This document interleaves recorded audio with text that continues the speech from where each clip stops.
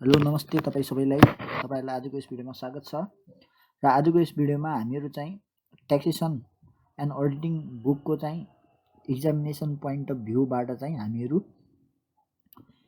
केही पोइन्टहरू जो चाहिँ income from business, income from employment, इन्भेस्टमेन्टको हिसाब बनाउँदाखेरि चाहिँ त्यो पोइन्टहरू एकदम इम्पोर्टेन्ट पोइन्टहरू हो। चाहिँ त्यो पोइन्टहरू हामीहरू डिस्कस गरिरहेका छौँ। एकदम एक्जाम फोकस्ड भएर चाहिँ एक्जाममा प्रायः जस्तो सोधिने पोइन्टहरू हो यो। सो यो भिडियोलाई ध्यान दिएर हेरिदिनु होला है त। सो हामीहरू केही पोइन्टहरू ल्याएको छु मैले तपाईँहरूको लागि। जस्तै फर्स्टमा रहेको छ agriculture income is exempted from tax for individual but if there is company we should include it. अब यो भनेको के हो, इन्डिभिजुअलको लागि एग्रिकल्चर इन्कम के गर्नु पर्यो, तपाईँले इन्कममा समावेश तपाईँले के गर्नु पर्दैन है त। तर कम्पनीको केसमा छ भने तपाईँले त्यसलाई इन्कममा समावेश गर्नुपर्ने हुन्छ है।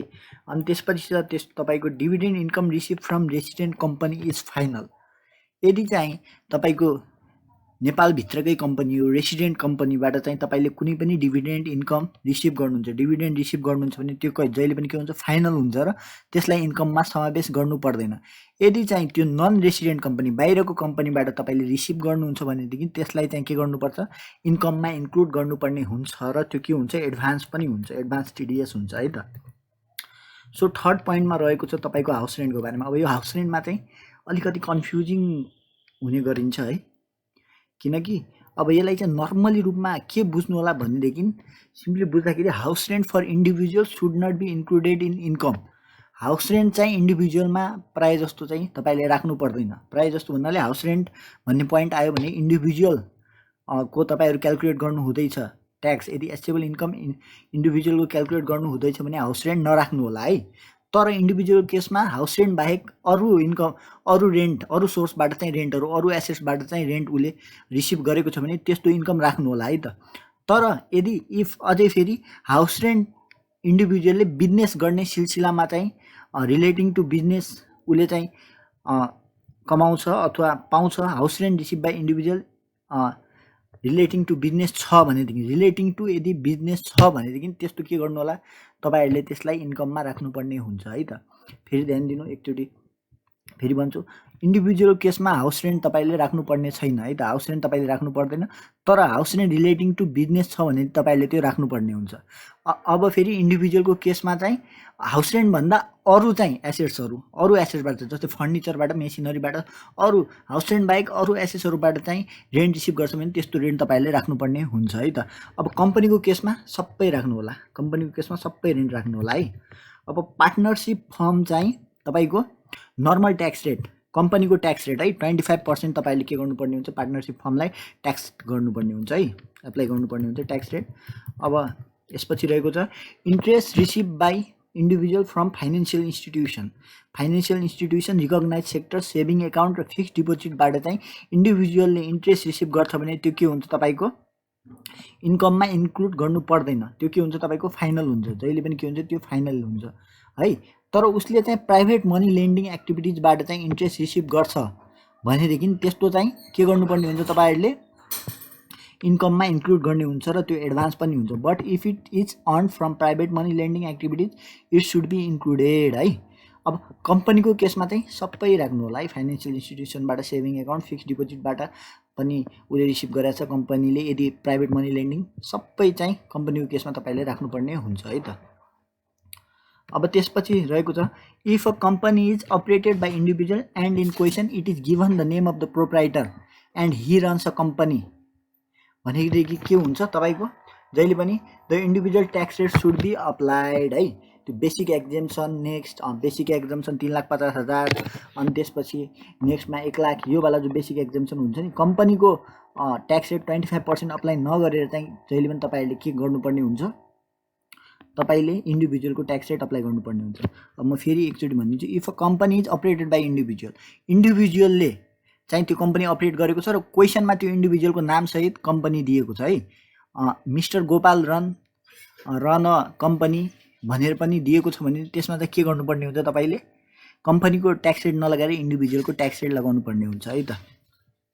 र त्यसै गरी रहेको छ part time lecture, paper setting and meeting fees should not be included. यिनी सबै तिनटै के हुन्छ, फाइनल हुन्छ र यसलाई चाहिँ तपाईँले के गर्नु पर्दैन, इन्क्लुड गर्नु पर्दैन है।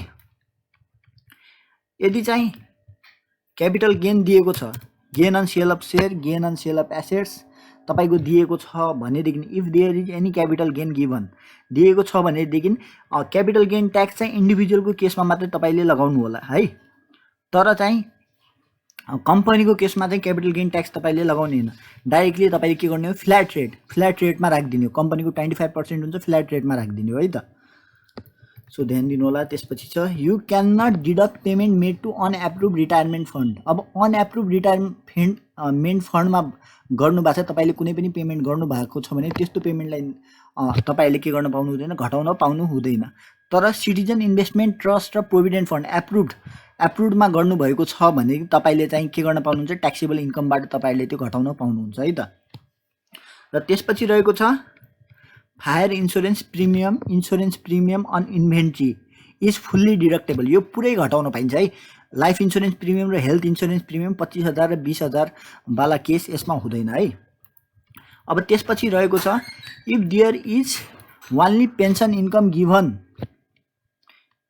गिभन यदि पेन्सन इन्कम मात्रै दिएको छ, इन्कम फ्रम इम्प्लोइमेन्टमा पेन्सन इन्कम मात्रै दिएको छ भने बेसिक एक्जेम्सनमा 1% ट्याक्स रेट लाग्दैन है त, तपाईले 0% नै राख्नुपर्छ है त। If there is only pension income given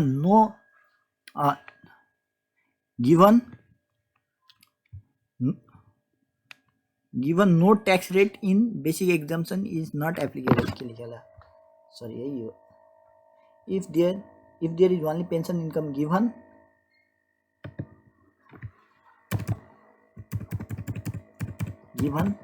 1% in basic exemption is not applicable है त। Pension income receive by a Nepalese citizen from foreign country, हेर्नु ध्यान दिनु होला, pension income receive by a Nepalese citizen from foreign country is tax free. त्यसमा tax लाग्दैन र त्यसलाई इन्कममा इन्क्लुड गर्नु पर्दैन है त।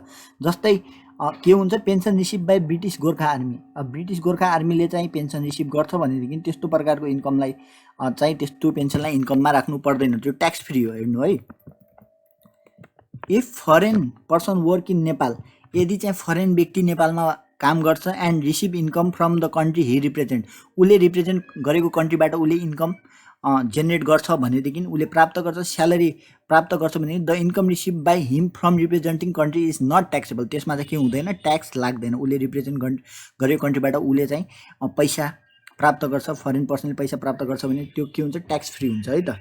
यो चाहिँ कुनमा काम लाग्छ भनेदेखि तपाईको चाहिँ रेसिडेन्टल स्ट्याटस भन्ने च्याप्टरमा यो क्वेसन यो धेरै जस्तो सोधिरहेको हुन्छ, त्यसमा चाहिँ यो काम लाग्छ है त। Refund of income tax is should not be included in income tax refund भएको छ भने त्यस्तो प्रकारको इन्कमलाई चाहिँ इन्कममा तपाईले समावेश गर्नु पर्दैन। But refund of custom duty, तर कस्टम ड्युटीको रिफन्ड चाहिँ तपाईले के गर्न सक्नुहुन्छ, राख्नुपर्ने हुन्छ है त। अब legal expenses incurred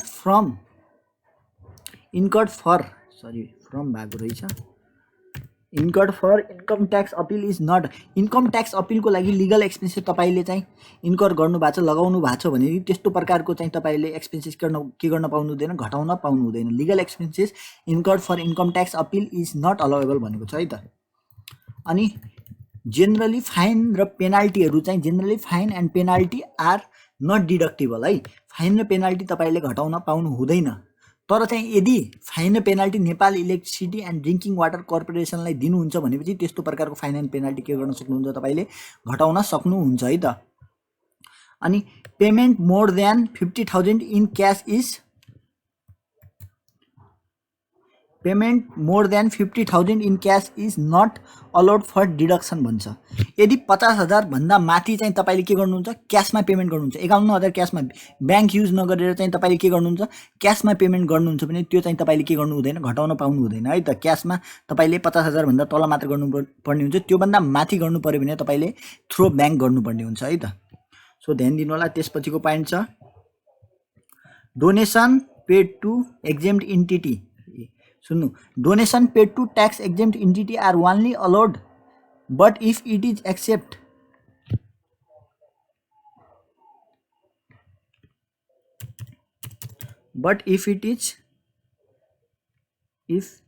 it is not allowed है। सो ध्यान दिनु, donation paid to tax exempt entity are only allowed.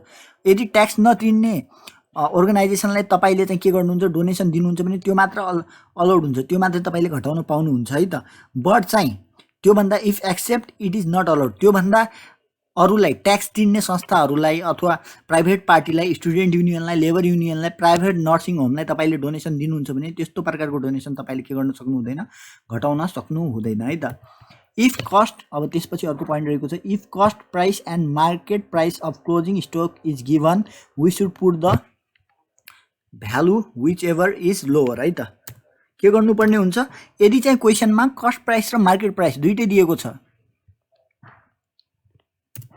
यदि चाहिँ क्वेसनमा कस्ट प्राइस र मार्केट प्राइस दुईटै दिएको छ के को क्लोजिङ स्टकको कस्ट प्राइस र मार्केट प्राइस दुईटै दिएको छ भनेपछि तपाईले के गर्नुपर्ने हुन्छ दुईटा मध्ये चाहिँ कुन लोअर छ त्यो राख्नुपर्ने हुन्छ है अब त्यो किन राख्नुपर्ने हुन्छ क्लोजिङ स्टक भनेको हाम्रो इन्कम हो है त इन्कम हो अनि यदि चाहिँ तपाईले इन्कमलाई क्लोजिङ स्टकलाई बढी राख्नु भयो भनेपछि तपाईको एसेबल इन्कम बढी देखिन्छ ट्याक्सेबल इन्कम पनि बढी देखिन्छ अनि त्यसपछि के हुन्छ ट्याक्स लायबिलिटी तपाईको बढी लाग्छ यदि चाहिँ तपाईले कम राख्नुभयो भनेदेखि तपाईको के हुन्छ भनेदेखि क्लोजिङ स्टक पनि तपाईको के हुन्छ कम राख्नुभयो भने तपाईको इन्कम पनि कम देखिन्छ एसेबल इन्कम पनि कम देखिन्छ र ट्याक्सेबल इन्कम पनि कम देखिन्छ र तपाईले के गर्नुपर्ने हुन्छ ट्याक्स लायबिलिटी कम तिर्नुपर्ने हुन्छ है त त्यसपछि चाहिँ VAT paid and VAT refund are excluded यदि क्वेसनमा भ्याट पेड दिएको छ भ्याट रिफन्ड दिएको छ भनेदेखि तपाईको के हुन्छ त्यो तपाईले राख्नुपर्ने हुँदैन त्यो चाहिँ नराख्नु होला है त न भ्याट पेडलाई एक्सपेन्सेसमा घटाउनु होला न भ्याट रिफन्डलाई इन्कममा राख्नु होला है त अब त्यसपछि रहेको छ if a person is widower or widow with dependent at that condition वाली considered couple otherwise always considered single भनेको छ के भन्यो यदि चाहिँ विडोर र विडो हो र तिनको चाहिँ के छ डिपेन्डेन्ट छ तिनी माथि कोही डिपेन्डेन्ट छ तिनीहरू माथि भनेपछि त्यस्तो कन्डिसनमा मात्रै तपाईँ के गर्नु होला कपल कन्सिडर गर्नु होला कपलको ट्याक्स रेट लगाउनु होला है जो 4 लाख छ यदि त्यो बाहेक सबै केसमा इन्डिभिजुअलको लागि के गर्नु होला सिङ्गल भनेर मान्नु होला जो 3,50,000 बेसिक एक्जेम्सन हुन्छ है त सो ध्यान दिनु होला त्यसपछि चाहिँ don't deduct reserve and provisions भनेको छ रिजर्भ र प्रोभिजनलाई तपाईले के गर्न पाउनु हुँदैन घटाउन पाउनु हुँदैन जस्तै reserve for bad debt provision for income tax यिनीहरू छ यो तपाईहरुले के गर्न पाउनु हुँदैन घटाउन पाउनु हुँदैन अब त्यसपछि रहेको छ डोन्ट डिडक्ट पर्सनल एक्सपेन्सेस अब पर्सनल नेचरको एक्सपेन्सेसहरुलाई चाहिँ तपाईले के गर्न सक्नु हुँदैन घटाउन पाउनु हुँदैन है त त्यसपछि रहेको छ lottery income is always final लोटरीबाट तपाईले चाहिँ लोटरी जित्नुहुन्छ भने त्यस्तो प्रकारको इन्कम के हुन्छ फाइनल हुन्छ gift from relative is ignored यदि तपाईले रिलेटिभबाट गिफ्ट पाउनुहुन्छ भने त्यस्तो प्रकारको गिफ्टलाई के गर्नुपर्ने हुन्छ तपाईले इग्नोर गर्नुपर्ने हुन्छ है त